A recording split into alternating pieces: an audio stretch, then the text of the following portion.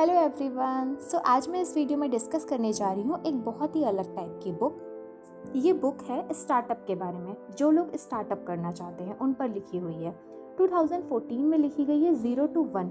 Friends, इस book को लिखा था पीटर थिल और ब्लैक मास्टर ने मिलकर। फ्रेंड्स, ये बुक जो है अगर आपको पसंद आती है तो ही मैं इसको आगे डिस्कस करूँगी। आप इस पूरी वीडियो को, ये चैप्टर 1 है और इस पूरी वीडियो को देखना। अगर आपको ये पसंद आती है तो इसके आगे के चैप्टर भी हम डिस्कस करेंगे। और फ्रेंड्स, ऐसे बुक पढ़ने से हमें ये पता चलता है कि एक ऑथर के दिमाग में चलता क्या है, कि वो अगर एक बुक लिखता है तो उसके दिमाग में चलता क्या है। चलिए शुरू करते हैं। बिजनेस में हर मौका एक ही बार आता है। कहने का मतलब ये है कि अगर फ्यूचर में मार्क जुकरबर्ग जैसा कोई इंटेलिजेंट आदमी पैदा हुआ तो वो फेसबुक दोबारा नहीं बनाएगा। वो सोशल मीडिया के बजाय कुछ और ट्राई करेगा नया। वैसे ही बिल गेट्स जैसा कोई इंटेलिजेंट आदमी अगर फ्यूचर में पैदा हुआ तो वो कोई ऑपरेटिंग सिस्टम नहीं बनाएगा, वो कुछ और ट्राई करेगा, क्योंकि ऑपरेटिंग सिस्टम पहले ही बिल गेट्स बना चुके हैं। वैसे ही गूगल के founder Larry Page, Sergey Brin, इन दोनों जैसे कोई इंटेलिजेंट आदमी अगर फ्यूचर में पैदा हुआ तो वो कोई सर्च इंजन नहीं बनाएगा, क्योंकि वो तो पहले ही मौजूद है। इन दोनों में पहले ही बना दिया और पूरी दुनिया जानती है कि गूगल से बेहतर सर्च इंजन कहीं है ही नहीं। तो अगर आप इन जैसे लोगों को कॉपी करके अपनी चीज़ें बना रहे हो, इन्हीं की तरह अपनी चीज़ों में थोड़ी बहुत फेर बदल करके, तो आप इन लोगों से सीख नहीं रहे। ये कोई क्रिएशन नहीं होती है, ये होता है मॉडल में थोड़ा सा फेर बदल।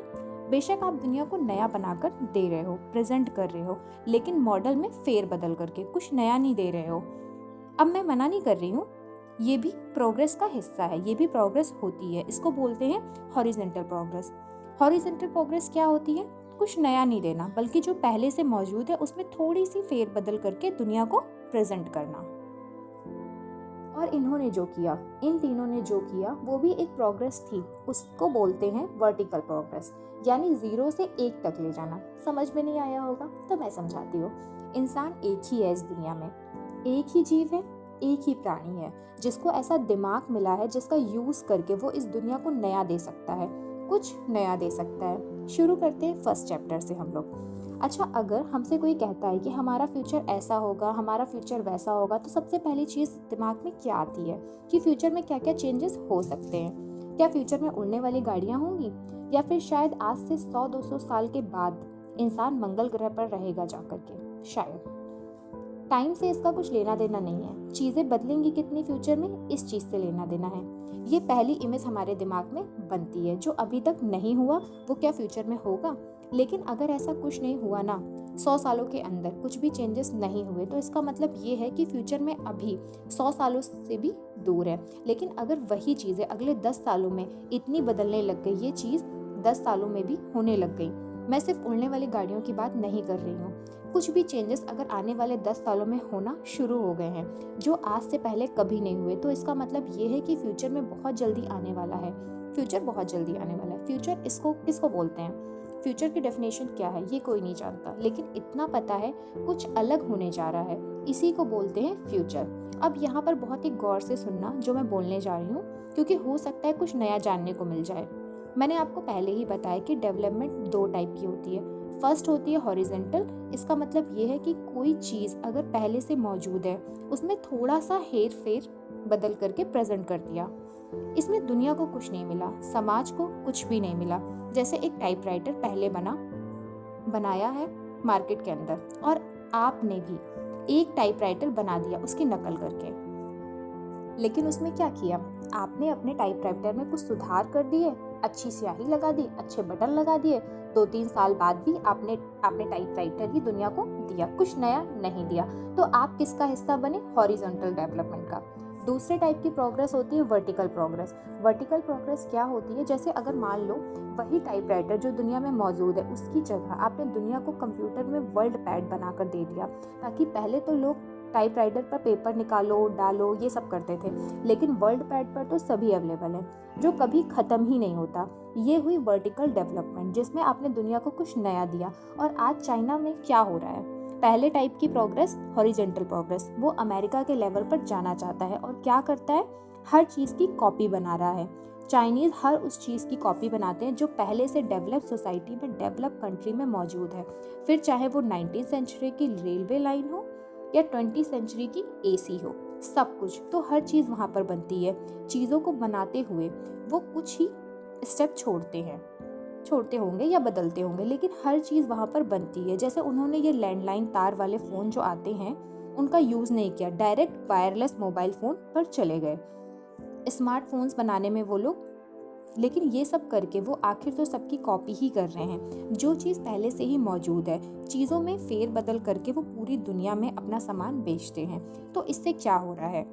ग्लोबलाइजेशन हो रहा है, वैश्वीकरण जिसको बोलते हैं, जिससे पूरी दुनिया आपस में जुड़ रही है। लेकिन ठीक है, लेकिन ये चीज़ करने से अगर दुनिया बोलती है कि ग्लोबलाइजेशन ही फ्यूचर है, तो ये चीज़ गलत भी है।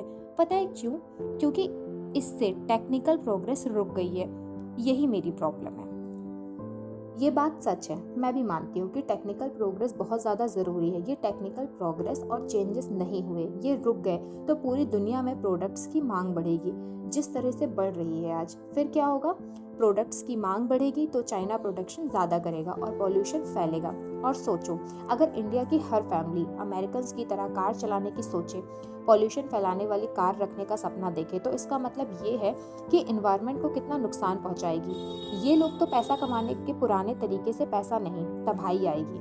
इसको बदलना होगा, नई टेक्नोलॉजी लानी पड़ेगी जिससे पॉल्यूशन कम फैले। जैसे आज एलन मस्क बिना पेट्रोल से चलने वाली कार बना चुके हैं। फॉर एग्जाम्पल, वो चाहते हैं कि पूरी दुनिया में ये पॉल्यूशन कम फैले, तो वो कुछ नया करने की ट्राई कर रहे हैं। जैसे हमसे बहुत पहले की जनरेशन्स, जब पहले लोग आदि मानव थे, पहले एक टाइम पर तो उनका काम क्या था? दूसरों की चीज़ें हड़पना, यही उनका काम था, यही उनका बिजनेस था। लेकिन उन्होंने कभी भी अपने अंदर नए टेक्निकल चेंजेस नहीं किए। फिर 10,000 सालों के बाद में कुछ टेक्निकल चेंजेस आए, मिट्टी के बर्तन बने, पवन चक्की बनी, और उसके बाद ये टेक्निकल प्रोग्रेस चलती गई और टाइम के साथ साथ नई नई टेक्निकल चीज़ें पूरी दुनिया में आई, मिट्टी के बर्तनों से लेकर स्टीम इंजन तक।